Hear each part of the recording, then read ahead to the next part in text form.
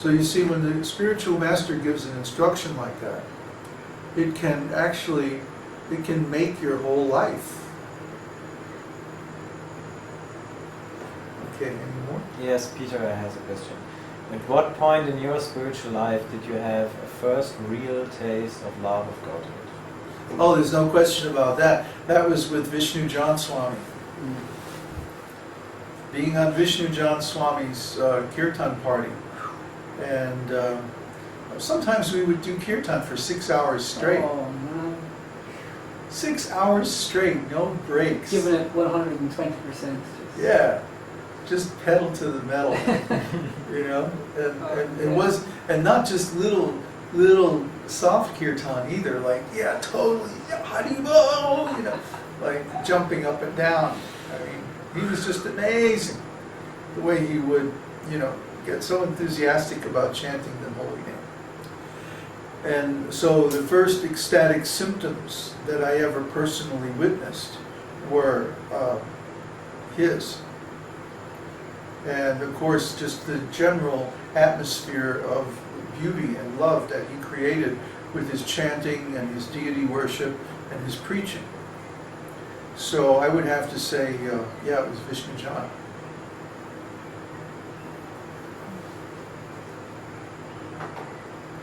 So there are no more questions. No more questions. Oh, Okay, there's another one. get out the razors. Peter asks, so developing this love of Godhead is exponential growth, or does it develop slowly over an extended period of time? Well, exponential growth develops slowly over a period of time. See, you don't understand exponential growth.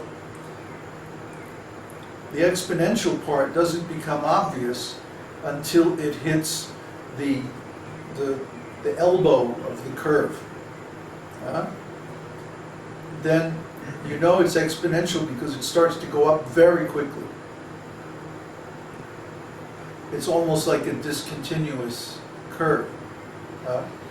But in the formative stages of exponential growth, it increases very, very gradually, almost imperceptibly.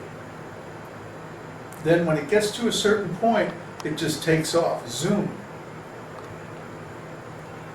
So there's really no way to tell that something is growing exponentially until it reaches the point where it takes off like that.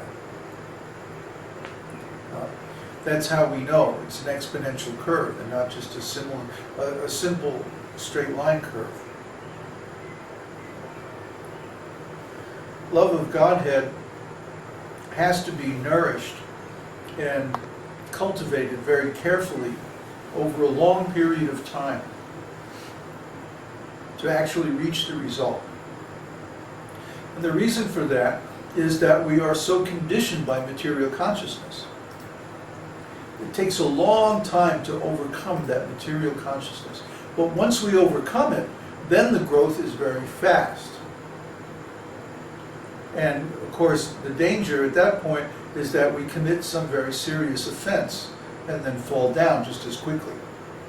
We've seen that happen too. So the answer is that it's exponential and it's slow. Any more?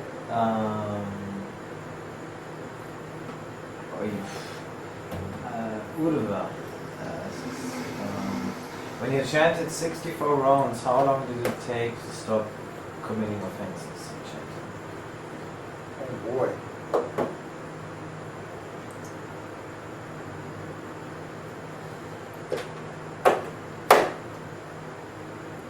That's really hard to say.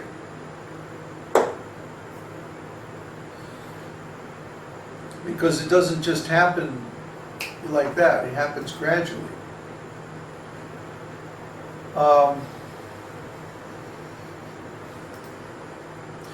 Actually, it took the whole 6 months. It took right up to the time when Krishna appeared. The last 2 or 3 days was very intense. And basically he was rooting out all of the the very subtle emotional offenses, you know, by seeking love from other people and like that. I mean, this is actually offensive in the sense that we should seek love from Krishna first.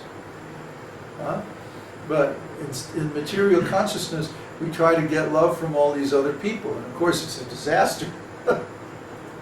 So, if we go to other people instead of Krishna, then of course he's offended by this because he loves us more than anybody else. You know? So naturally he feels like, why is he going to this other person? So that was the last thing to go with me, you know. And I suppose it's that way with other people, but I don't really know. I have a suspicion everybody's different. Everybody's got a different ultimate Maya that they have to overcome. But in any case, the secret is chanting basically 24 hours a day, non-stop as much as possible, and coming to that place where all of our attention is concentrated on the holy name. And that just takes constant chanting day in and day out for weeks or months at a stretch. I don't know any other way to do it. And according to scripture, that's really the only way to achieve offenseless chanting, just by saturating the mind with the holy name. So Krishna Bhakti gave another question. How is it that the ISKCON gurus are getting up to so much nonsense that goes against Vedanta? So how is it they can keep their disciples in so much ignorance? Is it the quality of people are unable to see the writing on the wall, the facts according to Vedanta? I guess keeping devotees engaged in collecting funds is one way of reducing their study time. Yeah, they don't encourage studying the books. They just encourage fundraising. And now the new corporate style in ISKCON is, to encourage the congregational development among the Indian community. And of course, those people don't have time to study because they're too busy working and maintaining a household. So basically, they don't want people to study the books too much. Study a little bit, enough to get faith, but not so much that you start asking questions.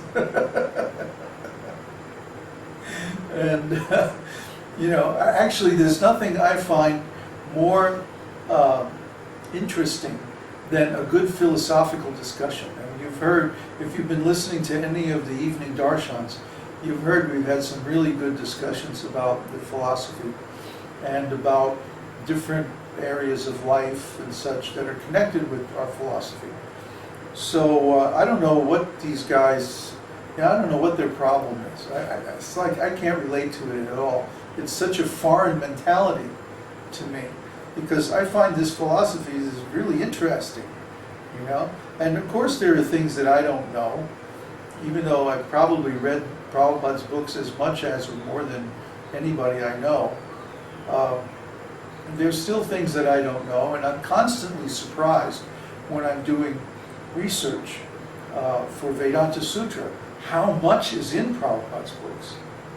I mean, it's just an ocean that no one person can know completely, because we're not on that same platform as Srila Prabhupada. Srila Prabhupada, remember, is Nitya Siddha. He's an eternal associate of the Lord. And so when he came to this world, he was already liberated. He was already enlightened. That's how come he could manage a whole Rath Yatra festival in his neighborhood at age 5 years old. These symptoms are of an eternally liberated soul. So we want to try to follow in Srila Prabhupada's footsteps, but we also know that we're not the same quality as he is. And if we try to assume the same kind of exalted position, we'll just fall down because it's phony. So I try to be honest with my disciples and students that I don't really know everything, and I'm certainly not a great manager and a great leader like Srila Prabhupada. I don't have those personal qualities. I know what I know, and I can do whatever I can do. But I'm certainly, very, very small compared with Srila Prabhupada. That's all right. I can still engage whatever abilities and strength I have got in spreading this message. And that is going to help as many people as want to take it up. We're on the internet, so everybody can get this information, and they can become self-realized, and they can teach too. We encourage that. We're not trying to hold people back. In fact, our whole strategy, or our whole intention, is how to encourage people to that they can also preach. They can also start teaching this knowledge. Well, we want that. And that's